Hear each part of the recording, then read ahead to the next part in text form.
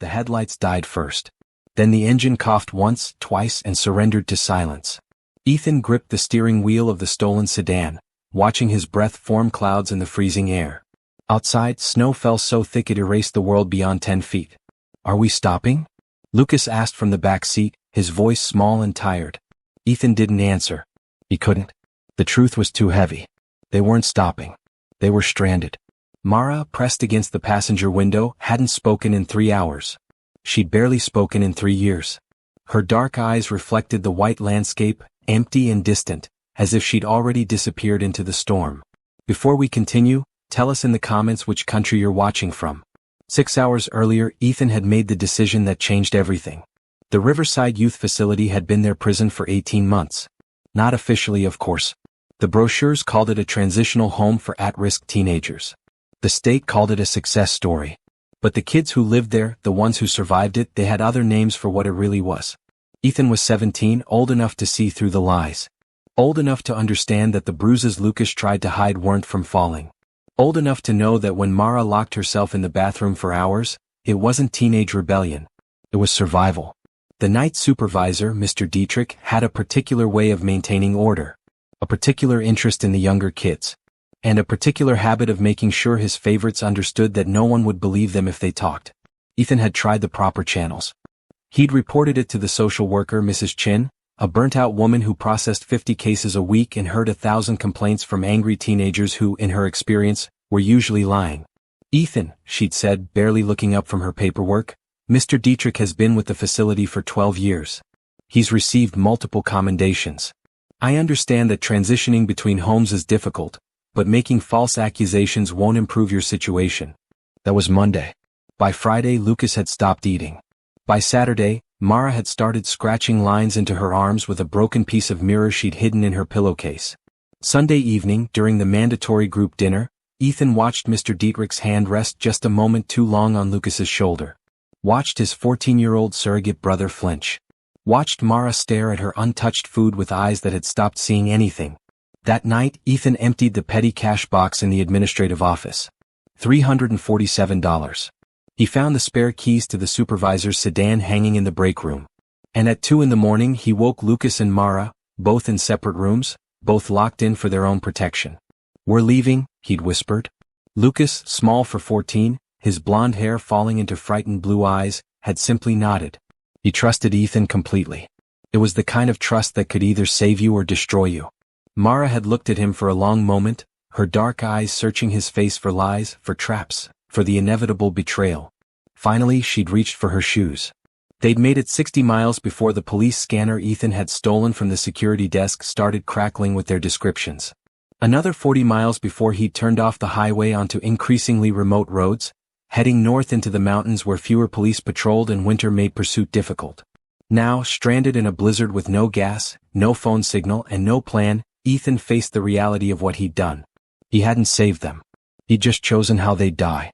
"We need to find shelter," Ethan finally said, his voice steady despite the terror clawing at his chest. "Grab everything useful. We're walking." They gathered what little they had. Lucas's backpack with 3 changes of clothes and a stuffed dog he'd had since he was 6.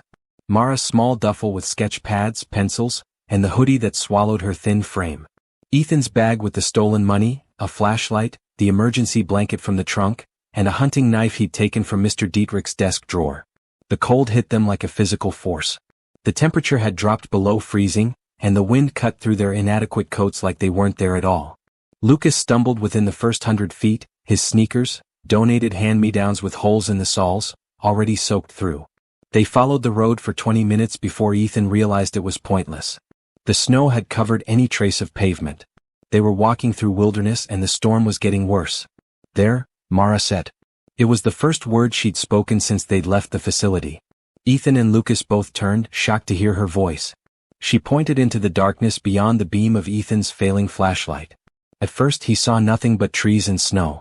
Then the wind shifted, and for just a moment, the storm cleared enough to reveal a shape that didn't belong to nature. A structure. Dark and angular against the white landscape. They fought through drifts that reached Lucas's waist. Ethan carried him for the last 50 yards, feeling his own strength failing, his body shutting down in the extreme cold. Mara led them with a determination that seemed almost supernatural, as if she could see something they couldn't. The building emerged from the storm like a corpse from a grave. It had once been a cabin, maybe even a beautiful one, but time and weather had reduced it to something barely standing. The roof had collapsed on the right side, exposing blackened beams to the sky. Windows gaped empty, their glass long since shattered. The porch leaned at a sickening angle, half its support posts rotted away. But it had walls. And walls meant shelter. Ethan forced the door open, the frozen wood scraping across a floor thick with decades of debris. Inside was darkness, cold, and the smell of decay. But it was out of the wind. They collapsed just inside the doorway, too exhausted to explore, too cold to think. Ethan wrapped the emergency blanket around Lucas, who was shaking violently, his lips already blue. Mara curled into herself in the corner, arms wrapped around her knees, rocking slightly. "We're going to die here, aren't we?" Lucas whispered. Ethan wanted to lie. Wanted to tell him everything would be okay, that help was coming, that this was just temporary. But he'd learned years ago that lies, even kind ones, were just another form of betrayal. "I don't know," Ethan said. "But if we do, at least we'll die free." Lucas's shaking gradually slowed as his body gave up trying to generate warmth. Ethan knew what that meant. Hypothermia. The final stage. He forced himself to move, to think, to do something. The flashlight beam swept across the room, revealing the devastation in pieces. Broken furniture. Animal nest. A stone fireplace that might still work if he could find wood.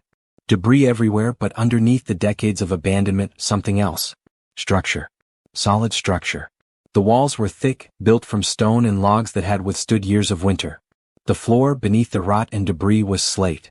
Quality construction. Someone had built this place to last. "Mara," Ethan said. "I need your help." She looked up at him, still rocking, but something in her eyes sharpened. Focused. "The fireplace. Can you check if it's safe while I look for wood?" She stood slowly, moving to the stone structure with the mechanical precision of someone performing a task to avoid thinking. She crouched, examining the interior, running her hands along the stones. "It's clear," she said, her voice barely audible. "No blockage. Stones are intact. It'll work." Ethan wanted to celebrate that small victory, but there was no time. Lucas needed warmth now, not soon. He'd need to find burnable wood in a place that had been stripped by animals and weather. He was about to head back outside when he noticed something. A door half hidden by a collapsed shelving unit. He shoved the debris aside, his frozen hands screaming protest, and pulled it open. Stairs. Descending into darkness. "Stay here with Lucas," Ethan told Mara. "Keep him talking. Don't let him fall asleep." He descended carefully, testing each step. The air grew colder but drier. His flashlight illuminated rough stone walls, narrow and claustrophobic, until the stairs ended in a small room. A basement. Or more accurately, a cellar. And it was full. Wooden crates lined the walls. Metal shelves held rows of jars, their contents obscured by dust and time. Tools hung on wall mounts, organized with almost military precision. And in the corner, stacked carefully, a cord of firewood, old but dry, protected from the elements. Ethan's hands shook as he grabbed an armful of wood. They weren't going to die tonight. Not tonight. He made 3 trips, bringing up enough wood for hours of burning. Mara, without being asked, had cleared the fireplace and arranged kindling from broken furniture. Together, using the last of the lighter fluid from Ethan's bag and technique learned from foster homes that had bothered to teach him, they coaxed flames to life. The fire transformed everything. Light pushed back the overwhelming darkness. Heat, glorious heat, began to fill the immediate area around the hearth. Lucas, positioned as close as safely possible, stopped shaking. Color returned to his lips. "There's more down there," Ethan said, sitting back on his heels. "Food, I think. Supplies." Someone stocked that cellar like they were preparing for something. Or hiding from something, Mara said quietly. It was only the 4th sentence she'd spoken since they'd left, but it carried weight. Ethan looked at her across the fire, seeing her clearly for the first time in months. She was 15, but she looked older. Trauma had carved lines around her eyes that didn't belong on a teenage face. Her dark hair, pulled back in a messy bun, emphasized the sharp angles of her cheekbones. She'd lost weight at the facility. They all had. But there was something else in her expression now. Not quite hope, but its distant cousin. Curiosity. Why would someone abandon all of this? Lucas asked, warming his hands near the flames. If they had all that food and wood, why leave? Maybe they died, Ethan offered. Or maybe they left it for us, Mara said. It was a strange thing to say. An almost impossible thing to believe. But as Ethan looked around the cabin, at the solid construction beneath the decay, at the cellar stocked with survival supplies, at the fireplace that worked perfectly despite decades of neglect, he couldn't entirely dismiss the idea. Someone had built this place to last. Someone had prepared it for long-term survival. And someone had left it standing, waiting. That night, they took turns sleeping while one person kept the fire going. Ethan took the first watch, sitting close to the hearth, listening to the storm rage outside. The wind howled through broken windows and gaps in the roof, but the fire held against the cold. He thought about the facility. About Mr. Dietrich waking up to find 3 kids and a car missing. About the investigation that would follow. About Mrs. Chen's disappointed face when she realized he'd been telling the truth all along, though by then it would be too late to matter. He thought about his mother, dead from an overdose when he was 9. About the foster homes that had cycled him through their systems like defective merchandise. About the moment he'd realized that no one was coming to save him, that survival meant learning to save yourself. But tonight he hadn't just saved himself. He'd brought Lucas and Mara with him. That changed everything. That made him responsible for their lives, their futures, their hopes, such as they were. It was a weight that should have crushed him. Instead, as he sat in a ruined cabin in the middle of nowhere, $347 to his name and a stolen car abandoned in a snowbank, Ethan felt something unexpected. Not happiness. Not security. But possibility. When morning came, the storm had passed. Sunlight streamed through the gaps in the roof, casting the cabin in stark relief. In daylight, the damage was overwhelming. What had seemed merely neglected at night looked actively hostile in the harsh light. The collapsed section had taken out most of the right side of the structure. Water damage bloomed across every surface. The floor had holes large enough to fall through. Wildlife had claimed the space for years, their nests and droppings everywhere. But they were alive. And in the morning light that felt like victory. "We should explore," Lucas said, his natural optimism returning with warmth and rest. "Maybe there's more stuff down in the cellar." Ethan nodded, but Mara was already moving. She walked the perimeter of the main room with focused attention, examining walls, testing floorboards, studying the pattern of decay. "What are you doing?" Ethan asked. "Assessing structure," she said without looking at him. "The collapse is isolated to one section. The rest of the frame is solid. Stone foundation, log construction with proper notching. Whoever built this knew what they were doing." "How do you know all that?" She paused, her hand flat against a support beam. "I used to watch construction crews. Before. When I had a different life." It was the most she'd ever said about her past. Ethan didn't push. Instead, he joined Lucas in exploring the cellar while Mara continued her assessment upstairs. The cellar revealed more treasures in daylight filtering through a small window well. The canned goods, when Ethan examined them closely, dated back decades. 1952, 1953, 1954. Ancient by any standard and likely unsafe to eat. But there were other supplies. Tools in remarkable condition, protected by oil and careful storage. Blankets sealed in waxed canvas. Clothing from another era, sized for adults and children. And books. Dozens of books, preserved in wooden crates. One crate was different. Smaller. Locked with a combination mechanism that had frozen with age. Ethan brought it upstairs to show the others. Mara examined it with the same focused intensity she'd applied to the cabin's structure. "Can you open it?" Ethan asked. Instead of answering, Mara disappeared back down to the cellar. She returned with a hammer and a thin metal file. Working with precise, economical movements, she attacked the lock mechanism from behind, dismantling rather than forcing it. Within 10 minutes, the lock fell away. Inside the crate were papers. A leather journal. Photographs. And a letter addressed to no one in particular. Ethan opened the letter carefully, its paper yellowed but intact. He read it aloud. "If you're reading this, you found our refuge. My name is Samuel Whitmore. I'm 15 years old, and this is my last entry before we leave for the final time. My parents and I built this cabin in 1952. We came here to escape something terrible, something I still don't fully understand. Dad worked at the mine 5 miles north. Something happened there, something the company wanted buried. When Dad tried to tell authorities, we had to run."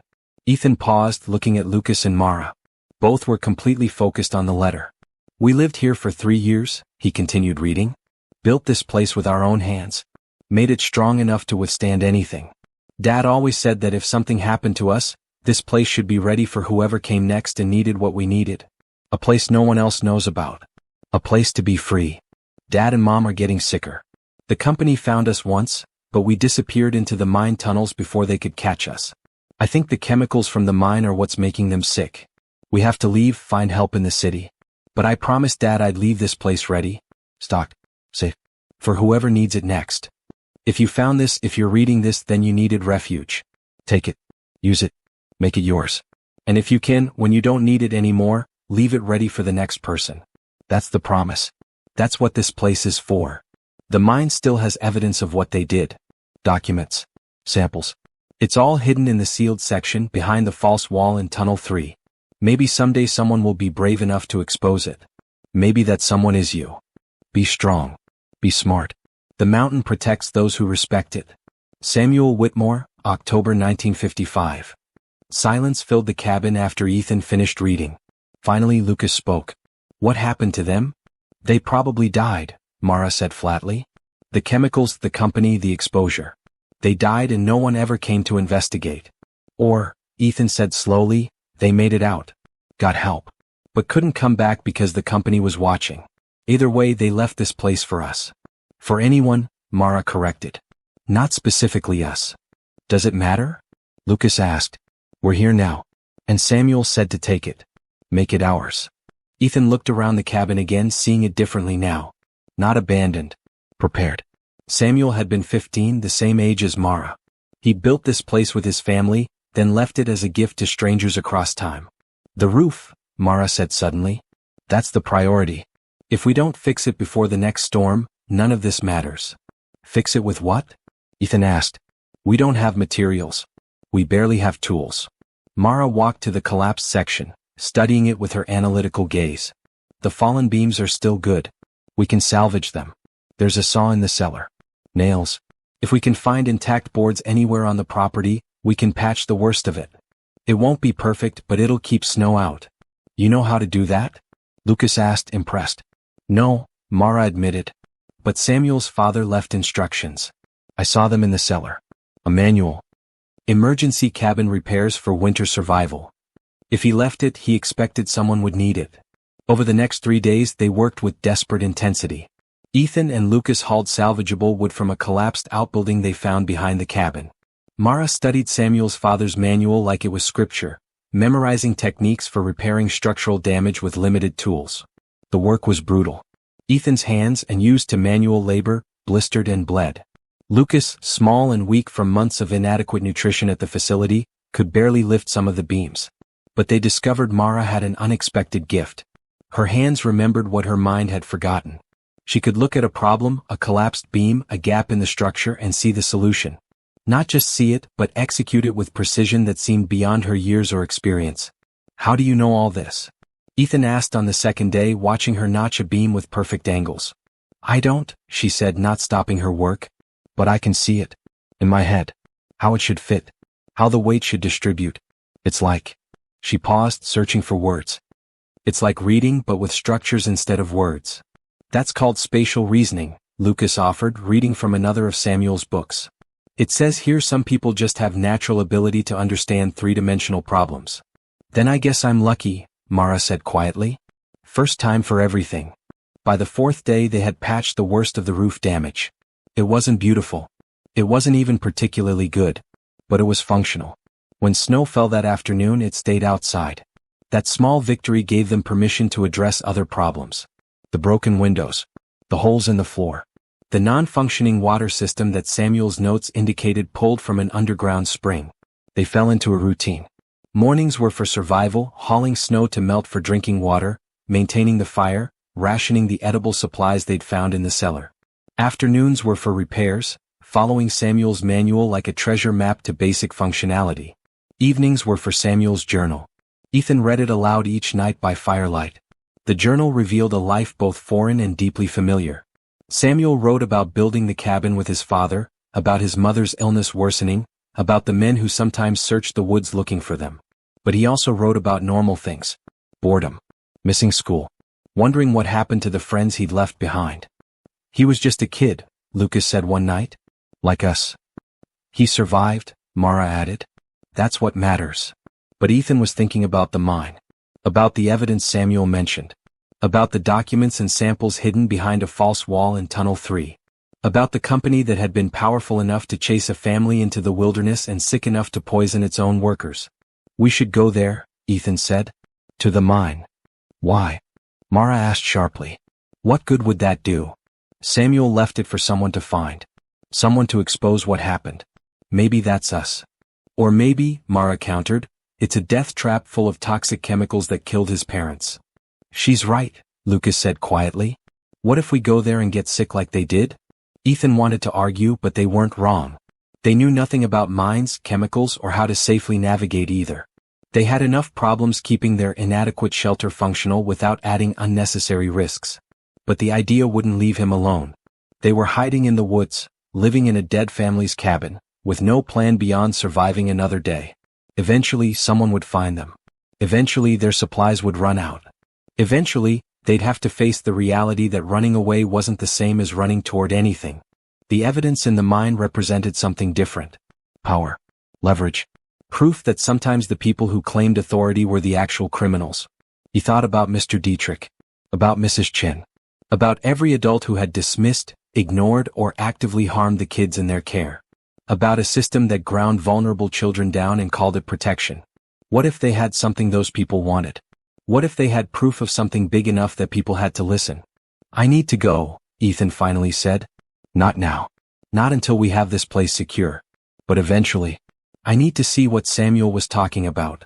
Mara studied him across the fire. You think finding some corporate crime from the 1950s will somehow fix what happened to us? I think, Ethan said carefully, that maybe we can make sure no one else gets disappeared by people with power. That's naive, Mara said. Probably, Ethan agreed. But I'd rather be naive with a purpose than realistic with nothing. Lucas, who had been quiet, finally spoke. If you go, I'm going with you. No, Ethan said immediately. It's too dangerous. Everything's dangerous, Lucas shot back. Staying at the facility was dangerous. Running away was dangerous. Living here is dangerous. At least if we go together, we're choosing the danger. Mara stood abruptly and walked to the window, or what remained of it. She stood there for a long moment, her back to them, shoulders rigid. Fine, she said without turning around. We go to the mine. But first we make this place actually livable. Because if we're going to risk dying of chemical exposure, I want to die knowing we at least had a real home for a while. Over the next 2 weeks, the cabin transformed. It wasn't comfortable by any normal standard, but it was functional. They sealed the windows with salvaged plastic and improvised frames. They repaired the holes in the floor using wood from the collapsed outbuilding. They dug out the spring access point and got water flowing again, brownish at first, but clearing to crystal after running for an hour. Mara discovered she had a talent for improvisation. She built a crude filtration system for the spring water using sand, charcoal from the fire, and cloth. She created a drying rack for clothes near the fireplace using branches and rope from the cellar. She even fashioned a crude lock for the door using materials salvaged from the old shed. Lucas, despite his size and initial weakness, proved invaluable for detailed work. His small hands could reach into tight spaces to make repairs. His patience allowed him to spend hours sealing cracks with a mixture of clay from the spring and ash from the fireplace, creating a crude but effective caulk. Ethan took on the heavy work. Hauling wood. Reinforcing the porch supports. Clearing the area around the cabin of debris and potential fire hazards. His body, lean from neglect at the facility, began to build muscle. His hands stopped blistering and started callousing. They were changing. All of them. Not just physically but in deeper ways. Lucas smiled more. Made jokes. Sang while he worked. The fear that had haunted his eyes at the facility faded, replaced by something Ethan finally recognized as security. Mara spoke in full sentences now. Not often and never more than necessary, but she engaged. Answered questions. Offered opinions. Once, Ethan caught her humming while repairing a section of wall. And Ethan himself felt the weight of constant vigilance lifting. For the first time since his mother died, he wasn't waiting for the next disaster. He was preventing it. But the mine waited. Samuel's words echoed in his mind. The evidence remained hidden, the crime unexposed, the promise unfulfilled. On the 15th day, Mara made the decision for them. Tomorrow, she said over dinner, a thin soup made from remaining canned vegetables and melted snow. We go to the mine tomorrow. Why tomorrow? Lucas asked. Because the cabin is as good as we can make it with what we have. Because our food is running low. Because we need to know if Samuel was telling the truth. She looked at Ethan. And because he's going to go anyway with or without us, and I'm tired of watching people I care about make stupid decisions alone. It was the first time Mara had admitted to caring about anyone since they'd met. The weight of that acknowledgement hung in the air between them. Together then, Ethan said. All three of us. We face whatever's in that mine together. They prepared through the night. They packed Samuel's manual, the journal, and basic supplies into backpacks. They banked the fire carefully, leaving it low but alive for their return. They dressed in the warmest clothes from the cellar, mismatched and decades out of style, but thick and functional. At first light they set out. The mine was exactly where Samuel's maps indicated, a 5-mile hike through rough terrain. The entrance was partially collapsed, but someone, maybe Samuel's father, maybe Samuel himself, had left a narrow opening accessible to someone willing to squeeze through. Last chance to turn back, Ethan said, standing at the entrance. Neither Lucas nor Mara responded. They just waited. Ethan clicked on the flashlight, took a deep breath, and entered the mine. The tunnel was smaller than he'd imagined, barely tall enough to stand upright. The air was cool and dry, surprisingly free of the mustiness he'd expected. Their footsteps echoed in the darkness, a reminder of how deep they were going into the earth. They followed Samuel's directions carefully. Main tunnel 200 feet. Branch left at the collapsed timber. Another 100 feet to the iron gate. The gate was there just as described. Rusted but intact. And beyond it, in the beam of their flashlight, was Tunnel 3. Ethan forced the gate open, metal screaming against metal. Inside, the tunnel narrowed further. They had to walk single file, Lucas in front with the second flashlight, Ethan in the middle, Mara bringing up the rear. There, Lucas said, stopping suddenly. That wall. It looks different. He was right. One section of the tunnel wall was newer stone, different color, different texture. A false wall, just as Samuel described. Ethan ran his hands along the edges, finding the gaps. The wall wasn't mortared, just stacked. With effort, he began removing stones, one at a time, until there was an opening large enough to see through. Behind the wall was a small chamber. And inside the chamber were metal filing cabinets, a dozen large containers with warning labels, and a wooden sign that read, Vanguard Chemical Mining Operation, Authorized Personnel Only, Danger, Toxic Materials. We found it, Lucas whispered. We actually found it. Ethan approached the filing cabinets carefully. The drawers were stiff with age but opened. Inside were documents. Hundreds of them. Test results showing dangerous contamination levels. Internal memos discussing worker illness. Letters from executives ordering the destruction of evidence. Photographs of employees with visible chemical burns. This is everything, Ethan said, his hands shaking as he flipped through the papers. This is proof of what they did. What do we do with it? Mara asked. We can't exactly call the police. We're wanted runaways. No, Ethan said slowly, an idea forming. But we can call someone else. They worked for hours, documenting everything with Lucas's disposable camera from the facility, the one he'd grabbed on their way out. They photographed documents, took samples from the containers, and loaded the most damning evidence into their backpacks. By the time they emerged from the mine, the sun was setting. They were exhausted, covered in dust, but they had something they hadn't had before. A weapon. Back at the cabin, Ethan laid out the documents by firelight. We need a journalist. Someone who actually investigates instead of just repeating what authorities say. How do we find that person? Lucas asked. We can't exactly place an ad. Mara had been quiet since they'd returned, studying the documents with intense focus. Finally she looked up. We don't find them, she said. We make them come to us. Over the next 3 days they crafted a letter. Not to a journalist, but to multiple journalists. Major newspapers, investigative reporters known for exposing corporate crime. The letter was simple, direct, and impossible to ignore. My name is Samuel Whitmore. In 1955, my family fled from Vanguard Chemical Mining Operation after my father discovered illegal dumping of toxic waste that killed dozens of workers. We've lived in hiding for 70 years, but I'm old now and it's time the truth was known. The evidence is hidden in Tunnel 3 of the abandoned mine. Come find it. Expose what they did. Make sure no one else dies in silence. They copied it 15 times by hand, addressed the envelopes using information from Samuel's old newspapers, and faced their next problem.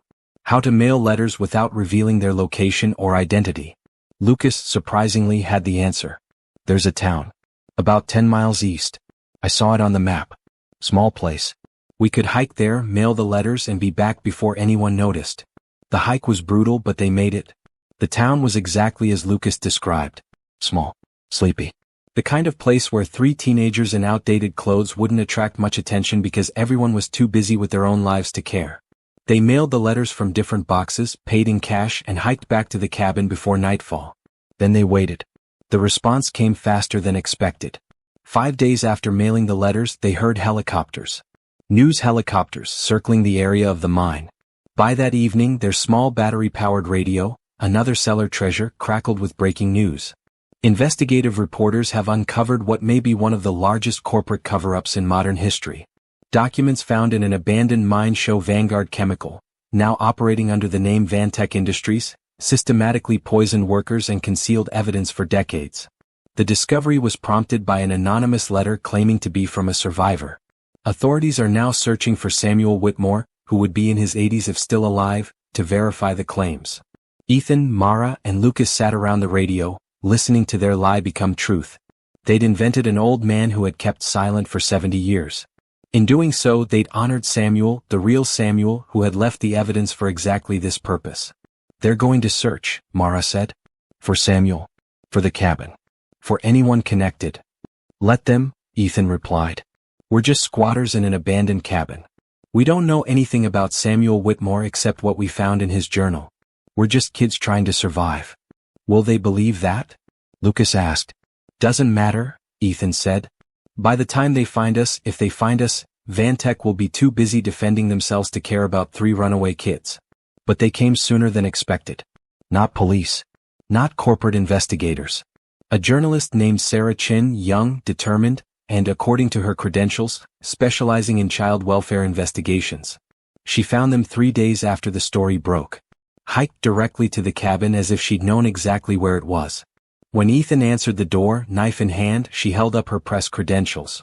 I'm not here to expose you, she said calmly. I'm here to help. Why would you help us? Ethan asked, not lowering the knife. Because I've been investigating Riverside Youth Facility for 6 months. Because 3 kids disappearing the same night someone steals the supervisor's car and petty cash is exactly the kind of thing I pay attention to. Because when those same kids mail 15 identical letters about a corporate crime from a town near a decades-old abandoned mining community, I start connecting dots. She stepped back, hands visible, non-threatening. I know who you are. Ethan Morrison, 17. Mara Sullivan, 15. Lucas Chin, 14. And I know what you ran from. I've interviewed other kids from Riverside. I know about Dietrich. Hearing their real names, spoken by a stranger in the place they'd started to think of as safe, was like a physical blow. Mara moved closer to Ethan. Lucas shrank back toward the interior of the cabin. I'm not here to take you back, Sarah continued. I'm here to offer you a choice. You can keep hiding, keep running, keep surviving in this cabin until winter gets bad enough to kill you or resources run out or someone less friendly finds you. Or you can let me tell your story. The real story. About Riverside, about Dietrich, about how 3 kids exposed a corporate crime because they understood what it meant to have power used against you. They'll send us back, Ethan said. Maybe, Sarah admitted. Probably. But not to Riverside. That place is about to be shut down based on my investigation. And not quietly. Your disappearance triggered a full audit. When I tell your story, when I connect you to the Vantech exposure, you become witnesses, not criminals. We stole a car, Lucas said quietly. We stole money. You're minors who escaped abuse, Sarah countered. That's not a crime. That's survival. Ethan looked at Mara, then at Lucas. They'd made every decision together since they'd left. This one had to be unanimous too. If we agree, Mara said, her voice steady, we want 3 things. First, Lucas stays with me and Ethan. We don't get separated. Second, you tell Samuel's story. The real Samuel. The boy who built this place and left it for people like us. Third, this cabin stays empty. Available. For the next kid who needs it. Sarah considered this. I can't guarantee the placement. But I can try. And yes, I can tell Samuel's story. As for the cabin. She smiled slightly. I don't see any reason to mention its exact location in my article. Some things should stay secret. Some places should stay safe. They talked through the night. Sarah recorded their stories, took photographs of the cabin, of Samuel's journal, of the repairs they'd made. She didn't judge. Didn't interrupt. Just listened. At dawn, as they prepared to leave, Ethan made one last walk through the cabin. They'd lived there less than a month, but it had become more of a home than anywhere he'd been since his mother died. "We'll come back," Lucas said, appearing beside him. "When we're older. When we're free. We'll come back and make it even better." "Maybe," Ethan said. "Or maybe someone else will find it. Someone who needs it like we did." Mara joined them in the main room, now clean and functional, so different from the ruin they'd first entered. Samuel said to leave it ready for the next person. "So we leave it ready." They banked the fire one last time. Organized the remaining supplies. Left Samuel's journal open to the first page, where he'd written his invitation to whoever found the refuge. And on a piece of paper torn from Lucas's notebook, Ethan wrote a new message in careful letters. "We found this place when we had nowhere else to go. We fixed what we could. We survived. If you're reading this, you will too. Take what you need. Leave it better than you found it. And remember, you're not alone. You never were. The mountain protects its own." They signed it with their initials. MMSLC. Not their full names, but enough. A promise across time, just like Samuel's. Sarah drove them down the mountain as the sun rose fully. In the rearview mirror, Ethan watched the cabin disappear into the trees. Hidden. Waiting. Ready for the next person who needed refuge. 3 months later, the story broke nationwide. How 3 runaway teens exposed a 70-year corporate cover-up and an abusive youth facility. Sarah Chen's investigation detailed everything. The conditions at Riverside. The abuse by Dietrich, who was now facing criminal charges. The discovery of the Vantech documents. And the cabin in the mountains where 3 kids survived through ingenuity, courage, and the legacy of a boy named Samuel who'd understood that sometimes the most powerful thing you can leave behind is hope.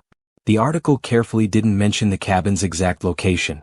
Described it only as somewhere in the northern wilderness, a place that might or might not still exist, a refuge for those who need it most. Dietrich was sentenced to 15 years. Riverside was shut down, its director facing charges of negligence and fraud. Vantech paid settlements to the families of poisoned workers, though no amount of money could compensate for stolen lives. And Ethan, Mara, and Lucas stayed together. Not in a perfect situation, group homes rarely were, but in one that kept them together and kept them safe. They attended school, saw therapists, slowly learned that not all adults were threats. On Ethan's 18th birthday, the first thing he did was get his driver's license. The second thing was rent a truck. "Road trip," he told Mara and Lucas. "Who's ready to go home?" They made the drive in one day, following the roads they'd traveled in desperation just months before. The cabin appeared exactly as they'd left it, though someone they couldn't tell who had left supplies. Fresh canned goods. New blankets. A note that said simply, "Thank you for keeping the promise." They spent the weekend making repairs. Improving systems. Reinforcing structures. Lucas, who'd been studying engineering, designed a better water filtration system. Mara, taking college-level drafting courses, drew plans for additional weatherproofing. Ethan, working construction part-time, knew how to properly seal the roof they'd patched so desperately months before. Sunday evening, as they prepared to leave, Lucas asked, "Do you think anyone else will find it?" "Someone will," Mara said with certainty. "Someone always needs refuge." They left the cabin better than they'd found it, just as Samuel had asked. Just as they'd promised. 5 years later, the cabin gained another visitor. A teenage girl, 16, running from a trafficking ring that had purchased her from a corrupt group home. She stumbled upon the cabin during a blizzard, found the stocked cellar, read the messages left by Samuel, by EMS and LC, and understood she was part of a chain of survival. She stayed 3 weeks. Made repairs. Left her own message. Passed the cabin forward. 10 years after that, a pair of brothers, orphaned by their parents' murder-suicide, found the cabin and lived there through a summer while authorities searched for them. They learned to build, to repair, to survive. Left the cabin stronger. The legend grew quietly. Not through news stories or social media, but through whispered rumors among kids in the system. "There's a place," they'd say, "in the mountains, where you can disappear, where you can be safe, where someone left everything you need because they understood." Some who heard the stories dismissed them as fantasy. But others, the ones who needed it most, found their way to the cabin. Found the cellar stocked by unknown hands. Found the messages from strangers who'd survived. Found hope preserved across decades. The cabin became a living promise. Each person who found it left it better. Each survivor added their story to the growing collection. And Samuel's original message, now carefully preserved under glass someone had installed, remained at the center of it all. Take what you need. Leave it better than you found it. The mountain protects its own. 30 years after Ethan, Mara, and Lucas first stumbled into the cabin, they returned one final time. All three now adults with their own lives, their own families, but still connected by that desperate winter when they'd chosen to survive together. The cabin had transformed beyond recognition. The rough repairs they'd made as teenagers had been improved, refined, made permanent by the parade of survivors who'd followed. The structure was sound. The systems functional. Solar panels someone had installed provided power. A well-maintained spring system delivered clean water. And on the walls, written in careful script, were messages from everyone who'd passed through. Hundreds of them. Stories of survival. Promises kept. Hope maintained. "We did this," Lucas said, his voice full of wonder. "We started this." Samuel started it, Mara corrected. "We just kept the promise." Ethan ran his hand along the support beam he'd first touched that desperate night. "And someone will keep it after us. That's the point. It's not about us. It's about the next person. It's always about the next person." They added their adult message to the wall that day. Not boastful. Not claiming credit. Just acknowledgement. "We were 17, 15, and 14 when we found this place. It saved our lives. If you're reading this, you're part of that chain now. Take what you need. Give what you can. And remember, broken doesn't mean worthless. Sometimes the most broken things become the most beautiful when they're repaired with love." They signed it together, their hands overlapping on the pen. MMLC. Just like before. A promise kept across 3 decades. As they left the cabin for the last time, Mara paused at the door. "Do you think it'll still be here in another 30 years? "It'll be here as long as kids need it," Ethan said with certainty. "As long as someone remembers to keep the promise." And the mountain, ancient and patient, kept watch over the cabin it sheltered. Over the story that continued to unfold. Over the chain of survival that linked strangers across time. Because some places are more than wood and stone. Some places are promises made physical. Some places are proof that the abandoned can build refuge for others who've been abandoned. And sometimes the most transformative thing you can do is not escape alone, but leave a light on for whoever comes after, stumbling through their own darkness, desperately searching for a place where someone saw them coming and prepared a way forward. The cabin stands still, somewhere in the northern mountains. Waiting. Ready. A promise kept across generations. A refuge for the lost. A home for those who've never had one. If you find it, you'll know. The mountain will guide you. And when you leave, you'll understand what it means to be part of something bigger than survival. You'll understand what it means to transform abandonment into belonging, one repair at a time, one message at a time, one life at a time. You'll understand that home isn't always where you start. Sometimes it's the place you find when you've run out of everywhere else to go. And sometimes it's the place you leave behind for others to find, better than you found it, warmer than it was, ready for the next person who needs shelter from the storm. That's the legacy. That's the transformation. That's the promise. And the cabin keeps it still.